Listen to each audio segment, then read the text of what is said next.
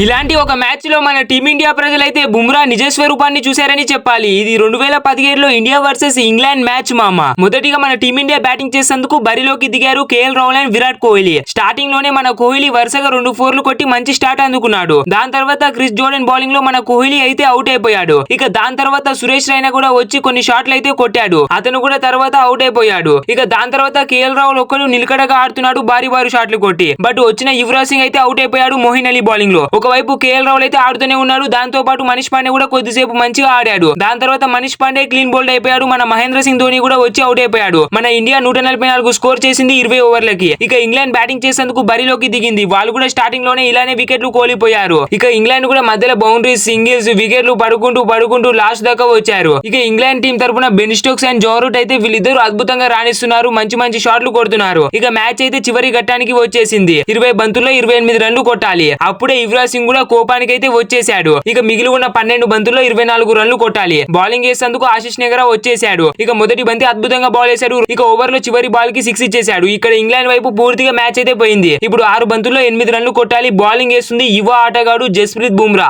ఇది బుమ్రాకి debut match. మొదటి బంతికి అద్భుతంగా బాల్ చేసి బ్యాటర్ ని ఎల్బిడబ్ల్యూ చేశాడు. ఇక రెండో బంతికి అద్భుతంగా బాల్ వేశాడు. సింగిల్ మాత్రమే ఇచ్చాడు. 4 బంతుల్లో 7 రన్లు కొట్టాలి. దాని నెక్స్ట్ బాల్ డాట్ అయిపోయింది. ఇక 3 బంతుల్లో 7 రన్లు కొట్టాలి మామ. ఇంగ్లాండ్ టీం వాళ్ళు షాక్ లో ఉన్నారు. ఇక మూడో బంతికి మన బుమ్రా క్లీన్ బౌల్డ్ చేశాడు. దాని నెక్స్ట్ బంతికి కూడా బుమ్రా డాట్ చేశాడు. కానీ బ్యాట్స్మెన్స్ అయితే సింగిల్ పరిగెత్తారు. ఇక ఒక్క బాల్ కి 6 రన్లు కొట్టాలి. బుమ్రా అయితే దాన్ని కూడా డాట్ చేశాడు మోహిన్ అలీ స్ట్రైక్ లో ఉండగానే. ఇక్కడనైతే మన టీమిండియా ఘన విజయం సాధించింది. ఇలాంటి వీడియోస్ కోసం సబ్స్క్రైబ్ బిగులు.